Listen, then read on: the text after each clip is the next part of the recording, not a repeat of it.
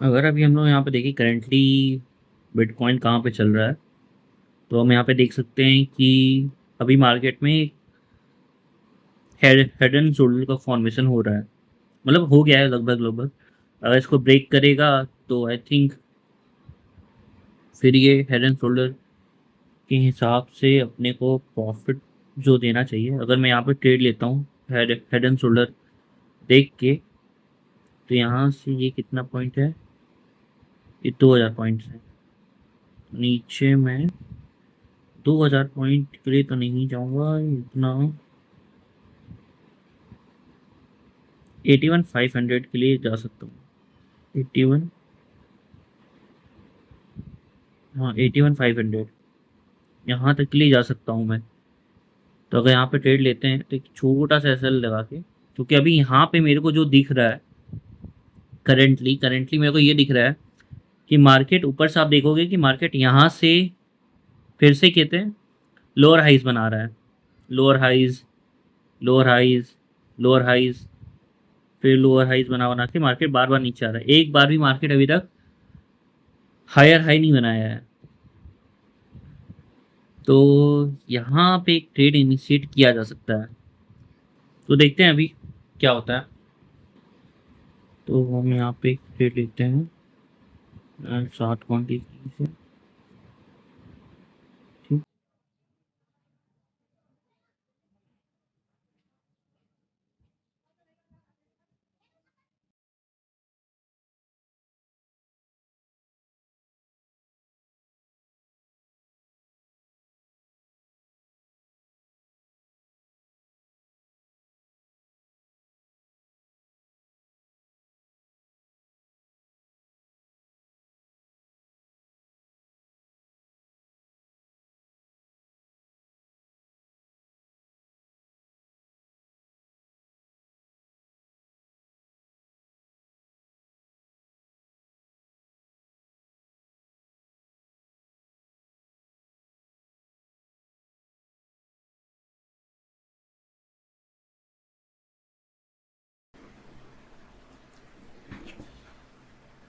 तो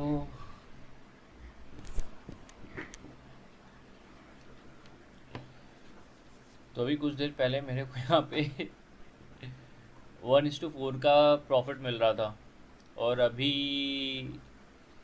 मेरे को मेरा प्रॉफिट आई थिंक कहते हैं ख़त्म ही है, कोई प्रॉफिट नहीं मिलेगा मेरे को अभी इस पॉइंट पे। तो इसलिए मैं अपना एसएल उठा के यहाँ पे डाल देता हूँ, यहाँ कहीं डाल देता हूँ मैं कि ट्रेड में कम से कम लॉस में तो वो ना करूँ, क्लोज ना करूँ, ऐसा ऐसा को। क्योंकि अभी जैसा भी मार्केट में आप कहते देख रहे हैं हम लोग कि पहले यहाँ से लोअर लोज का, लोअर हाइस का फॉर्मेशन भी हो रहा था, फिर लोअर लोज का भी फॉर्मेशन हो रहा था। लेकिन अभी यहाँ से जब मार्केट कहते हैं बाइंग आना स्टार्ट हुआ मार्केट में, तब मेरे को कहते कोई ऐसा मेजर वो नहीं था, मेरे को था कि एक सेल ऑफ और आ सकता है यहाँ पे, ऐसा। इसलिए आया था कि सेल ऑफ और आ सकता है, क्योंकि मार्केट कहते जब अपने हेड एंड शोल्डर पैटर्न को ब्रेक किया, जो ये पैटर्न था आप देख पा रहे हो, ये जो पैटर्न था, अगर मैं इसको अच्छे से वो करूँ,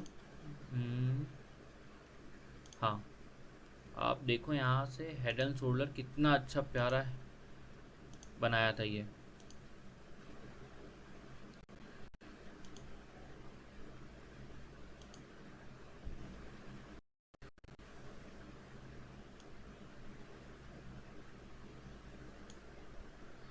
कितना प्यारा हेड एंड शोल्डर बनाया ये। अब उसके बाद जब ये इसको ब्रेकआउट किया, तो इस पॉइंट पे यार ये मार्केट यहाँ पे वो ले लिया, सपोर्ट लेके यहाँ से ही कहते बाइंग हो गई। मेरे को लगा था कि मार्केट कम से कम इस लेवल में तो आना चाहिए, इसलिए मैं 81,600 का डाला था कि अभी तक इसका टारगेट पे प्रोजेक्शन नहीं हुआ था यहाँ पे। तो कि अगर आप देखोगे यहाँ पे, अगर मैं इसको और छोटा करूँ, तो अगर आप देखोगे यहाँ पे तो अभी इसका टारगेट प्रोजेक्ट नहीं हो पाया अभी तक। आप देखो यहाँ से यहाँ तक का, मान लो अगर मैं यहाँ से यहाँ तक भी ना कर रहा हूँ, तो 2130 मतलब 2130 पॉइंट्स का मार्केट में मूवमेंट आना चाहिए था। लेकिन अभी अगर मैं देखूँ तो पॉइंट का मूवमेंट आया सिर्फ कितने 1340 पॉइंट का मूवमेंट आया, 1340 पॉइंट्स का मूवमेंट ही अभी तक आया है। एक्सपेक्टेशंस इसकी भी हैं, लेकिन अभी मेरे को नहीं अभी समझ ऐसा नहीं आ रहा है। मेरे को भी लग रहा है कि यार पता नहीं यहाँ पे कहते मार्केट कहते हैं आके रेजिस्टेंस फेस करता है कि इसको ब्रेक कर देगा। अभी वो मेरे को पता नहीं है क्योंकि अभी वो चीज़ बना नहीं है चार्ट पे। तो मैं उसको देख के ऐसे अंदाजे कोई प्रिडिक्ट नहीं कर सकता हूँ, प्रिडिक्शन नहीं कर सकता हूँ कि अरे भाई ये यहाँ पे आ गया फिर यहाँ से रिजेक्शन लेके फिर इतना अच्छा फॉल देगा। करना चाहिए, लेकिन अगर रिजेक्शन मिलता है तब हम कुछ सोच सकते हैं उस पॉइंट पे। लेकिन अभी तो ऐसा कुछ सोचना तो मेरे ख्याल से सही नहीं होगा। आप मार्केट के मूव्स को कैप्चर कर सकते हो लेकिन प्रिडिक्ट नहीं कर सकते हो कि मार्केट कहते हैं इसी तरह से मूव करेगा। हाँ मतलब एक पॉसिबिलिटीज़ होती है कि मार्केट कहते हैं आपके अकॉर्डिंग भी मूव कर सकता है, नहीं भी कर सकता है। लेकिन अभी जो करंट सिचुएशन है, इस सिचुएशन में तो मुझे नहीं कहते लग रहा है कि यहाँ पे मार्केट कहते हैं हो सकता है ले यहाँ पे फिर, क्योंकि यहाँ पे मार्केट बेस बना चुका है। आप देख सकते हो यहाँ पे डबल बॉटम बनाया, यहाँ पे इस पॉइंट पे डबल बॉटम बनाया मार्केट, और एक डब्लू पैटर्न बना के इसको क्रॉस आउट करने की कोशिश कर रहा है इस हाई को। तो अगर मार्केट इसके ऊपर क्लोज़ करता है, इस हाई के ऊपर क्लोज़ करता है मार्केट इस हाई के ऊपर, तो हो सकता है कि मैं अपना ट्रेड निकाल दूँ ऐसा, क्योंकि इस हाई के ऊपर जस्ट मैं यहाँ पर लगा के रखा हूँ अपना एसएल। हाँ ठीक है, थोड़ा सा प्रॉफिट ही मिल जाएगा लेकिन ठीक है। अब मेरे को जितना चाहिए था, मेरे को जितना एक्सपेक्टेशन था उतना प्रॉफिट तो नहीं मिलेगा मेरे को जितना एक्सपेक्टेशन था मेरा कि मार्केट यहाँ से इतना अच्छा मूव दे सकता है। ये कैंडल लेकिन मेरे को बहुत अच्छा कहते हैं हैवी कैंडल के साथ इसको ब्रेकआउट किया था ये कैंडल, ये तो मेरे को पता था। अब यही होता है कि आप कुछ ज़्यादा मार्केट से कहते एक्सपेक्टेशंस लगा लो तो कभी कभी वो फुलफ़िल नहीं करता मार्केट आपका। अगर मैं 1:4 का, जैसे अभी 1:5 का मैं कहते हैं वो लेके चल रहा हूँ, ठीक। अगर यही मैं 1:4 का लिया होता, मात्र 1:4 का अगर मैं प्रोजेक्ट किया होता अपना टारगेट, तो अभी तक मेरा टारगेट हिट हो गया होता। लेकिन माय बैड यार क्या बोलूँ यार, अभी जब कहते मार्केट एकदम 1:4 देके मतलब आपकी टारगेट के इतने करीब आ गए, उसके बाद मार्केट कहते हैं वो करता है ना, तो थोड़ा सा वो लगता है कि आप एक टाइम पे बहुत अच्छा प्रॉफिट आपको दिखा रहा होता है और फिर मार्केट आपके अपोजिट ही डायरेक्शन मूव करने लगता है, तो आप कुछ कर नहीं सकते हैं। बस ये है कि अपने पोजीशन को मैनेज कर सकते हैं कि उसको लॉस में ना निकालें ऐसा। तो वही काम मैं भी करूँगा, मैं भी अपना पोजीशन अभी यहाँ पे तो लॉस में एसएल तो नहीं दूंगा, इसलिए मैं कहते हैं अपने पॉजिटिव में ही कहते हैं डाला हूँ कि पॉजिटिव में ही मेरा निकल जाए।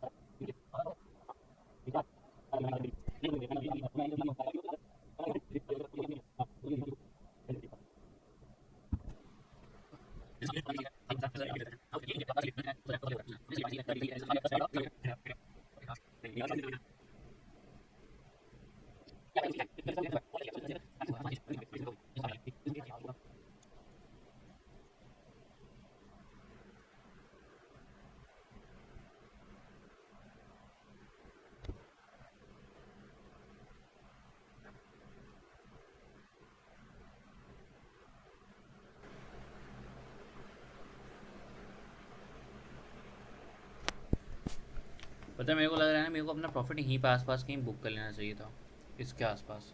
क्योंकि मेरे को दिख रहा था कि ये बार बार यहाँ से रिजेक्शन ले रहा है, नीचे से बार बार रिजेक्शन आ रहा था इसको। मैं भी ये चीज़, क्योंकि अब कहते हैं आपका ट्रेड आपका जब गलत कहते आपके अगेंस्ट आने लगते हैं ना, तब आप कहते हैं जो चीज़, तब आप कुछ चीज़ें आप कहते ध्यान देते हो।